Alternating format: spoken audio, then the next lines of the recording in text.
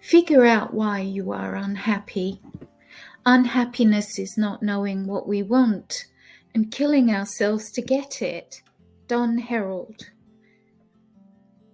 When you're constantly feeling the blues and you can't remember the last time you felt happy and free, then you need to figure out why as soon as possible. Getting stuck in an unhappy state is obviously not ideal for any sane person, as unhappiness can quickly spiral into depression. Hopefully, it isn't too late. Here are a few questions you can ask yourself to figure out what's causing your unhappiness. Are you doing what you want to be doing?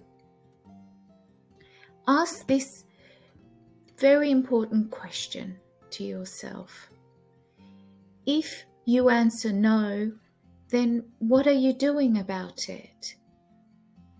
Are you taking any steps towards the job or career you want? Or do you feel like you're trapped in a day job you don't particularly like, but you stay in it because it pays the bills?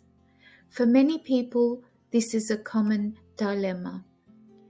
They know they're not happy with their current jobs, but they stay in it year in and year out.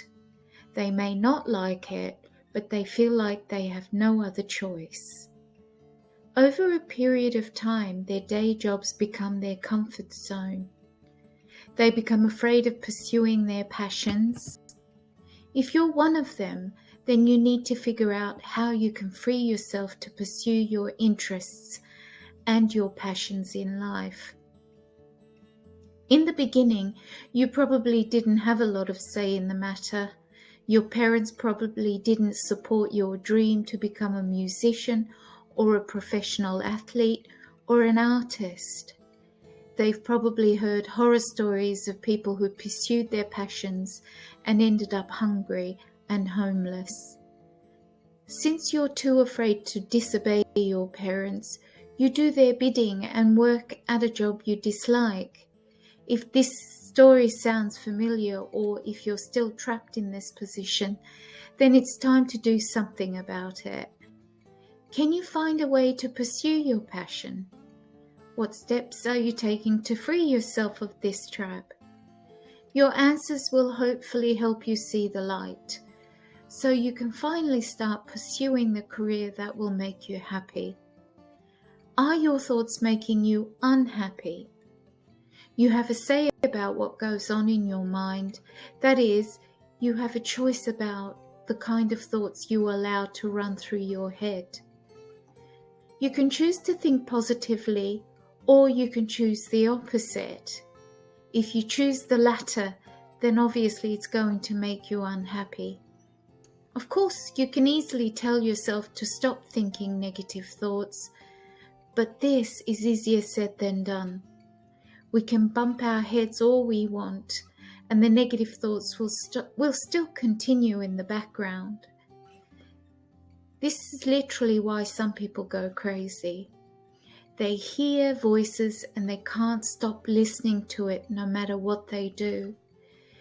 Visualization plays a vital role in overcoming negative thoughts, but it's also important to be self-aware and to pay attention to your thoughts. Here's a trick you can try right now. Every time you catch yourself thinking negatively, tell yourself to stop. Take a deep breath and imagine your whole body is coated in oil and all the negativity is sliding off you. With the negativity banished from your mind, you can then let your positive thoughts take over. Are you aiming for perfection?